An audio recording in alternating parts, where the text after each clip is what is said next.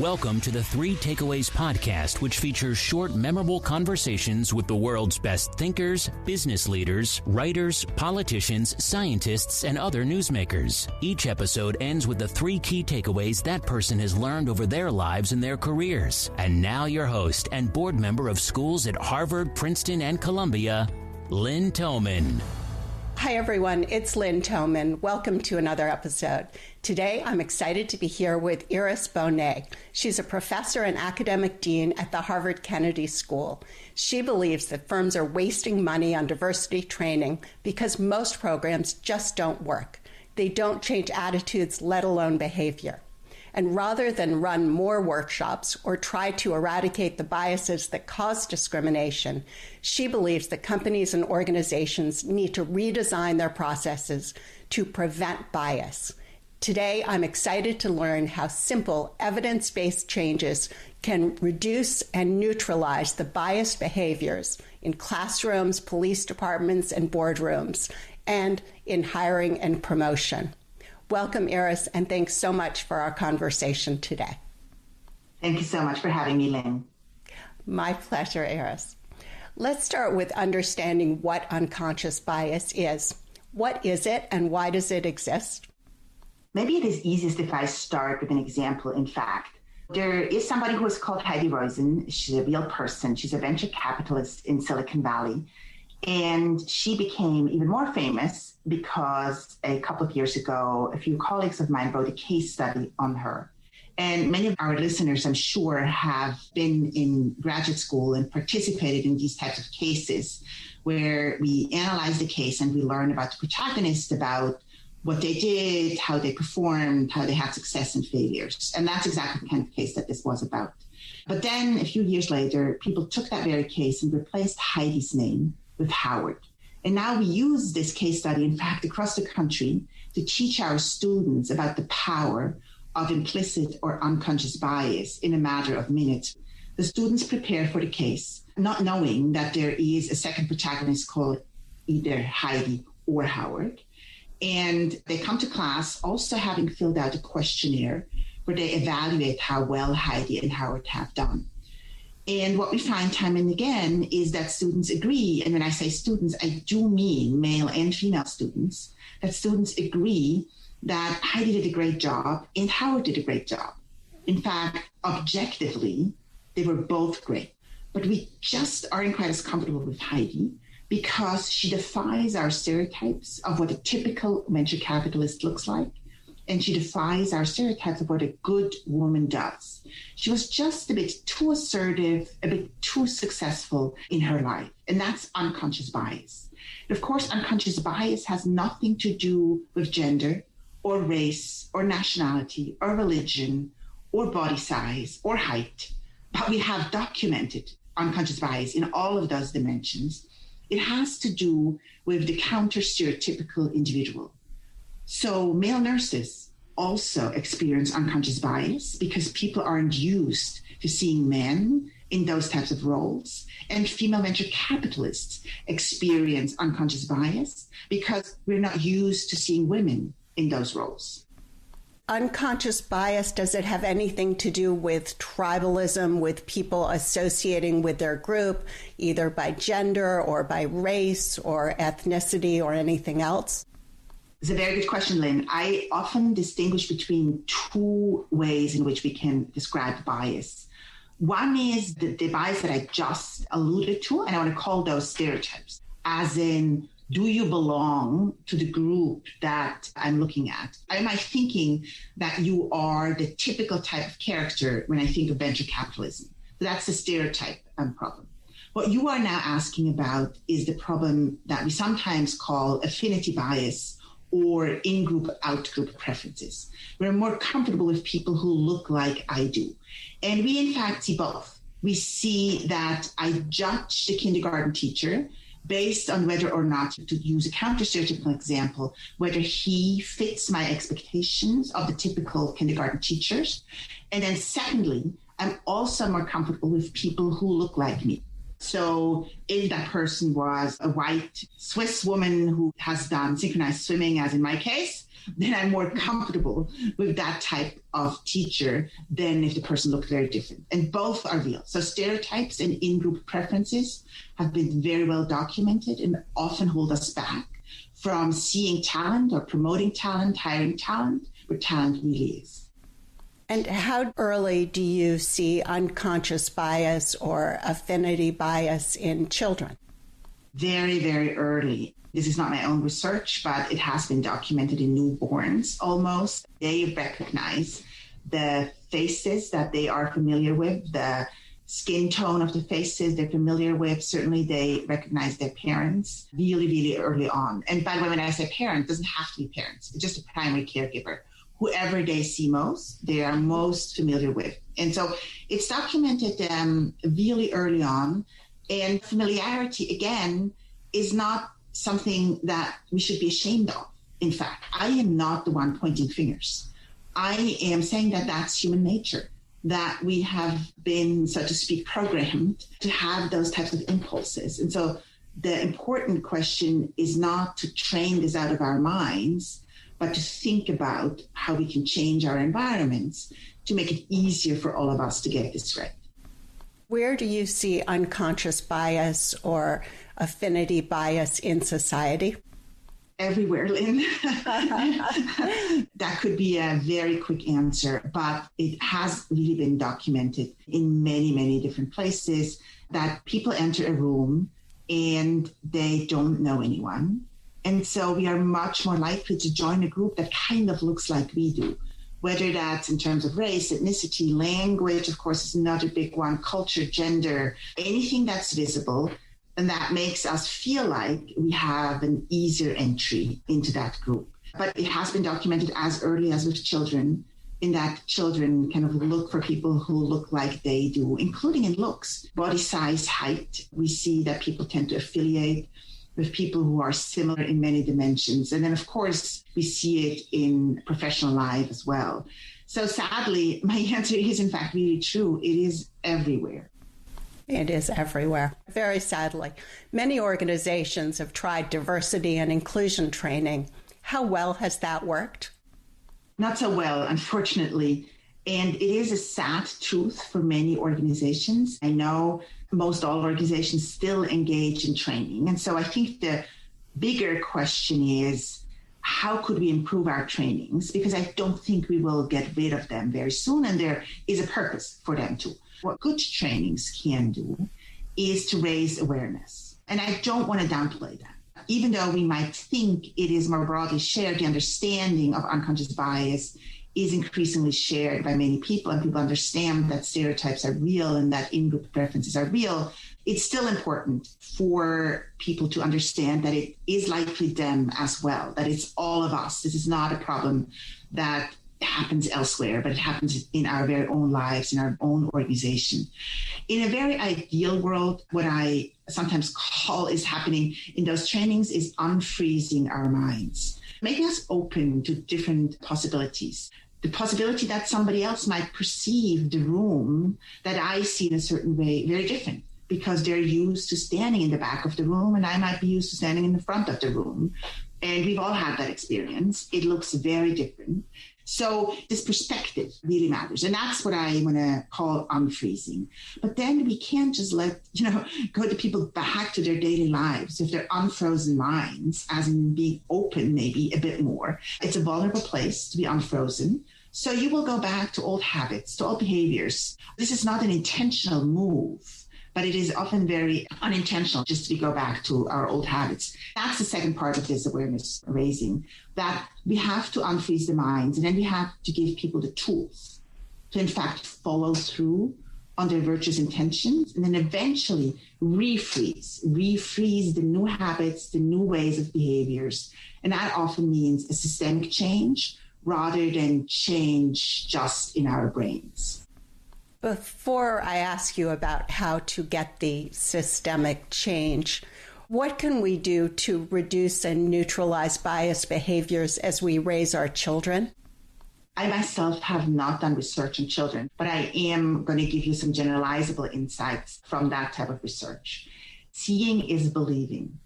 It's very important that our children see all kinds of different people in all kinds of different roles. They need to see female astronauts. They need to see Black astronauts. They need to see white male teachers.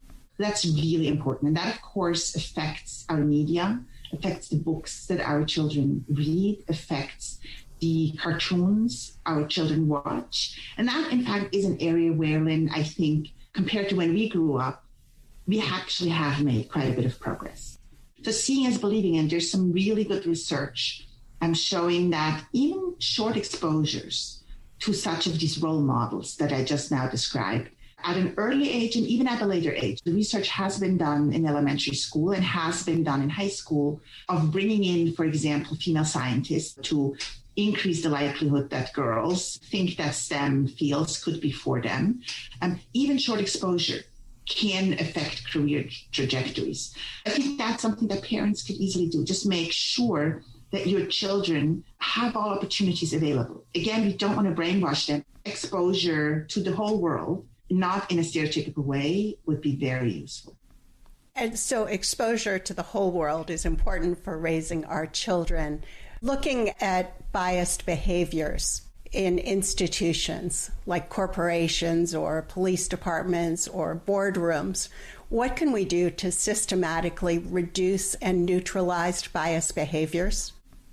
The first big insight is that we should not sideline our diversity, equity, inclusion efforts in our organizations. And as you say, Lynn, these could be NGOs, these could be for-profit, these could be universities, these could be police departments, these could be agencies. So when I say organizations, I literally mean any system of some sort of collaboration where we work together. And I don't think we have, in fact, used the same kind of rigor and scrutiny and data and accountability and metrics in our efforts on diversity, equity, and inclusion as we have, for example, even in our marketing departments. That is the type of approach that we should be using. And then in contrast, we really haven't done that for diversity, equity, and inclusion. Really measuring what works and what doesn't work and using data to inform our decision-making. It's both a simple and a big first point. It's simple because we do it in many other departments, but we just have to use that same type of business rigor in our diversity, equity, inclusion efforts. If you look at the different stages from hiring to mentoring to promotion, what do you see in terms of bias, and how can we systematically de-bias at each stage? This is a big question. Let me do the journey of an employee and focus on where bias could creep in and what specific things organizations could be doing. It often starts with the sourcing. Organizations have to identify potential applicants. And so where do you go? Where do you advertise is the first important step. We have to cast the net much more widely, much more inclusively, really understand the barriers that people experience, and that sometimes along racial lines, but sometimes also along geography. So I think casting the net widely and thinking about where you source your talent is very important. And then secondly, I just alluded to these job advertisements that we place, and that's really, really low-hanging fruit in that we now have the methodologies, the algorithms available to help us de-bias the language that we use in job ads. We now can show which words are particularly gendered. We have a library of gendered words, which we know will be more likely to attract men and women respectively. For example, warm and caring, we're more likely to associate with women, whether that's true or not. And assertive and even leadership, we're more likely to associate with men. So making sure that you don't use very biased language in your job ads, or if you have to use one of these terms, counterbalance them with terms that are more likely to associate with the other gender is really, really helpful. And so that's just the entry stage. And then we have to look at how we, in fact, evaluate these applicants. And sadly, evaluation is the home of bias. in all kinds of different areas. It's very hard for us to be unbiased in those evaluation tasks. And so what do we do? Let me just debunk some myths. Having diversity on your evaluation committee is not going to solve the problem by itself. It's helpful, but it's not true. Let me give you an example about stereotypes, a personal story. My husband and I brought our son when he was a baby to a Harvard daycare center, and we had to hand the baby to a male caregiver. And the fact that my husband was male didn't protect him from being nervous about the male caregiver. Both of us felt in that moment, this moment of shock and surprise, that that's just not what we expected. Of course, he was wonderful and everything turned out great, but these stereotypes are shared, independent of your own gender. So I think that's an important message in that. That's why the evaluation committee is important. It's important to have diversity on the committee, but it doesn't protect us from every sort of bias. What it does help with are two things. The other bias that we mentioned before, and that's this in-group preference. That if we just go with people who look like we do, who we think are in quotation marks, are fit for the organization, then it is helpful to have different representation, different people with different histories, different approaches, different perspectives on that committee who might have different preferences in terms of replicating themselves. The second reason why it helps is that, of course, a candidate also feels encouraged if they can see somebody like themselves in the organization evaluating them. So if everyone looks completely different than they do, that already might be a warning sign that that might not be a place for me. So the message here is diversity on the committees is helpful, but don't think it is going to solve the unconscious bias problem because stereotypes are shared. Now, the second question is it even a good thing to have a committee? And that's actually where I feel quite strongly that we have a lot of evidence that groups often fall prey to groupthink, where we don't benefit from the individual representative's intelligence, but rather fall prey to converging to maybe the loudest voice in the room or to what the person just before me said. So we have to be very, very careful about groupthink on these evaluation committees. So therefore, my advice typically is to say, do not interview candidates as a group, but interview them as an individual. So that's my second message. Don't do group interviews, do individual interviews. The third important message is that we generally tend to overvalue the interview. Sadly enough, one of the worst predictors of future success in the organization is the unstructured interview. The unstructured interview is an interview where we just have a free-flow conversation, where I might interview somebody. I'm serving as academic dean at the Kennedy School, so one of my jobs is, in fact, faculty hiring and promotion, etc. So I might then just use a free-flowing conversation where we talk about the person's research, their teaching, but also their hobbies. And then we might both discover that we enjoy hiking in the Swiss mountains. And of course, already I'm going to adore the person. When in fact, Swiss mountain hiking has no predictive power in determining who could be a great professor at Harvard. That's the problem with these unstructured interviews. So do not do unstructured interviews. If you do want to do interviews, then do them in a structured way. Think about the questions beforehand. Use questions which have been proven to be predictive of future success in your organization, and use the same set of questions with all of your candidates. So if these are 5 questions, use the 5 questions in the same order and give every question a score, and then evaluate them comparatively. I often refer to this as horizontal evaluation rather than vertical evaluation. Can you talk about career advancement, how to debias that, and practical methods people can use? That's in many ways the elephant in the room. I am not saying that we have solved our diversity problem at the entry level. We have not. So we have to keep working on diversification at the entry level and the hiring stage. But we also know that this pyramid here is real, where we have more diversity at the entry level and then much less at the top. And that's true both for gender and for race in the United States in particular. And so the question is, what happens there and how do we lose our talent? My first observation is actually related to something that you might want to call systemic, but really has more to do maybe with culture than with a firm system. And that's performance support bias. And I'm starting with that because that can happen very, very early on. And I first came across it in a law firm. They have done the important work that has to happen first to diagnose the problem and understand where the issue is and not just throw money at the problem, and have realized that they have enormous diversity at entry level, particularly in gender, with even more women as first-year associates than men, and also more diversity in terms of race and even sexual orientation they could measure at the entry level than at the partner level. And then we worked on their promotion procedures, their performance appraisals, but we just couldn't quite get it to work. And then we realized that the problem really started in the very first year when somebody joins this law firm, where some associates are given more support to perform than others. And it happened unintentionally. These are not bad people making bad choices. This is all of us naturally being drawn to people who look how we do. And what they then did was to formalize this process. And that's, I think, a very important message for every organization, that we have to fix our formal procedures. And I will go to performance appraisals and promotion process in just a moment. But the first stage is more in the informal, where some of these, I sometimes call them micro-validations, happen. So pay a lot of attention to this more informal part of career advancement. Performance appraisals are another place where what I refer to as the mother of bias evaluation process is a huge handicap for all of us. Really hard to evaluate performance, to assess performance, in particular in the types of jobs that many of our listeners probably are in, where we in fact refer to these processes as subjective performance appraisals.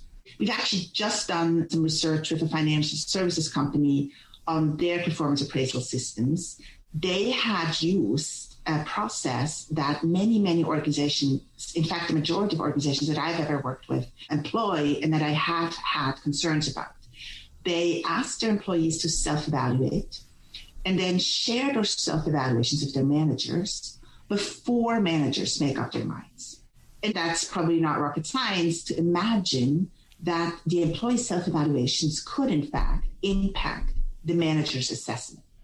And if there are differences in either self-confidence or the cultural acceptability of shining the light on yourself, then maybe we will see gender differences, we might see racial differences, we might see differences by geography in how comfortable people are giving themselves high ratings. And so that was my fear. This company also then had a glitch in their system where they couldn't share self-evaluations with their managers in 1 year.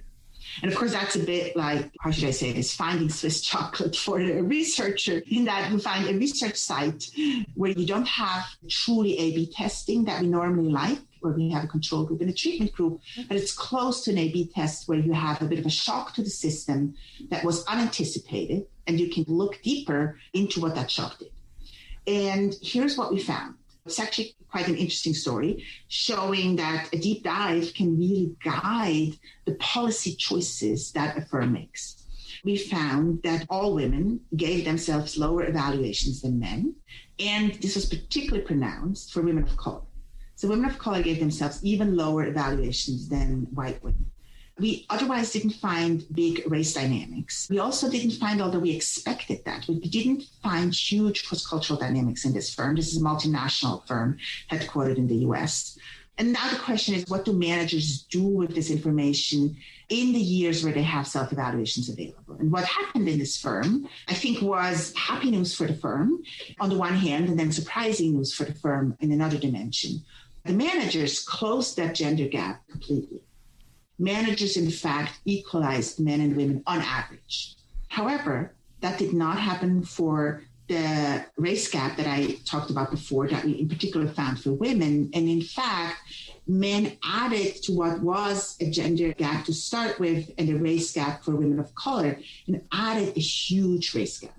So people of color ended up with much worse evaluations than white employees, and certainly much worse than their self-evaluations would have suggested. The short summary here is we find what I call supply-side induced gender gaps, where employees themselves start out with gender gaps, and a demand-side induced race gap, where something we didn't see on the supply side was added by managers. And so now the question is, what happened in the year where self-evaluations weren't shared? it actually helped women of color, because now we take away that lower self-evaluation that they had started out with. And so we might want to call this an anchor. So we de-anchor managers from their low self-evaluations, and managers just assess the employees the way they always would. It did have that impact, but it didn't overall close the race gap, because managers independently added this big race gap. And in the end, men of color in particular were doing worse in this organization. They decided to stop sharing self-evaluations. And in addition, they have introduced calibration meetings, where we don't just stop with managers' assessments, but we meet as a group at the end, and we actually look at our data horizontally across all of our departments, and we look at whether we see certain patterns, whether that's by gender, by race, by nationality, and we ask ourselves whether these are in fact based differences in performance, or whether we see the patterns to a degree that we might be concerned about bias, whether that's along race or nationality lines. So these deep dives can really help inform what medicine, I sometimes use the language I know from the natural sciences as the diagnostic of the ailment, can really inform the medicine that I then prescribe. Not just throwing money at the problem, but intervene where something is broken. And that's exactly what this organization has been doing. That's my recommendation for organizations. First, assess your performance assessments, evaluate them, how they're doing in terms of different demographic groups, and then intervene to fix what you think is broken. Promotions, similarly, you first have to assess. We did this for another multinational company. This time they were headquartered in the UK, just to see where are they were very focused on gender, where are they losing women? Is it because women aren't hired? Is it because they leave either involuntarily, or is it because we're not promoting them? And we found what we typically find, in that we find a gender gap in promotions. Many organizations who do that type of analysis have noticed, for example, that women have to be enrolled longer before they are promoted. They might also have found that even if there's no gender gap in promotions, women are promoted to less prestigious roles than their male counterparts. And those roles might not translate, for example, into salary increases or in real responsibility changes. So what the company ended up doing was to create a bit of a cheat sheet for each manager to show manager their track record of promotions by gender compared to the available pool. And that actually helped that organization a lot already. Very often, these decisions happen inadvertently, not by conscious decision-making, but just because of the biases that we had talked about before, Lynn, which again is the affinity bias and the stereotype. And if you don't look the part, I'm just less likely to think of you. Iris, before I ask for your 3 key takeaways, is there anything else you'd like to discuss that you haven't already touched upon? What should I have asked you that I didn't ask you?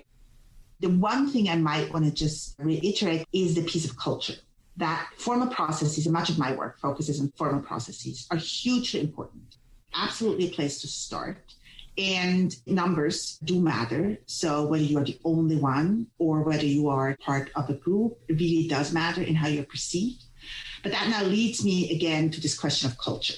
Much of this happens at the water cooler or at the golf club or some bar. So we have to think about the informal environment as well. And the one thing that I love for listeners to keep in mind are meetings. So many of us are in meetings a lot, maybe too much, but a lot. It's half informal, half formal. It's not quite like a promotion process, but we still have some rules in our meetings. And those rules, in fact, can be shaped. And that's a place where you can have impact on people's experiences of inclusion and exclusion. Sometimes we refer to this as micro behaviors, where some of us might not be given credit for our comments. Some of us might be overlooked. Some of us might feel like they're not in the know because the meeting really has taken place before the meeting and coalitions have already been formed. So that's a place where I recommend people pay a lot of attention. Last question, Iris. What are the 3 key takeaways you'd like to leave the audience with today? First of all, I would love for you to address diversity, equity, and inclusion the way you address any other business challenge. Use rigor, use data, use evidence to to diagnose what the issue is and then fix what's broken. That also includes accountability. That accountability has to be clearly set on whose responsibility it is to solve this problem. And you use metrics to, in fact, measure whether the problem has been solved. So that's my first message. We also know that people work towards certain goals. Being quite clear about our aspirations, our expectations of performance is as important in diversity, equity, and inclusion as it is in our sales departments or in our finance departments. Second, don't try to fix minds, fix systems. Go after systemic bias in your organizations, make a diagnostic, make a good effort to really understand which systems work, which systems don't work. Often that's inadvertent. It's not a conscious effort to exclude certain people, but there's a lot of research documenting biases that can creep into how we hire, how we do performance appraisals, and how we promote our employees. So systemic issues are hugely important. And then thirdly, don't stop with the system, but also address your culture. Try to understand as best as you possibly can what's going on in terms of culture of inclusion and exclusion in your organization. And meetings often are a good place to start. Iris, this has been terrific. Thank you so much. Thank you so much for having me, Lynn. If you enjoyed today's episode and would like to receive the show notes or get new fresh weekly episodes, be sure to sign up for our newsletter at 3takeaways.com or follow us on Instagram, Twitter, and Facebook. Note that 3takeaways.com is with the number 3. 3 is not spelled out. See you soon at 3takeaways.com.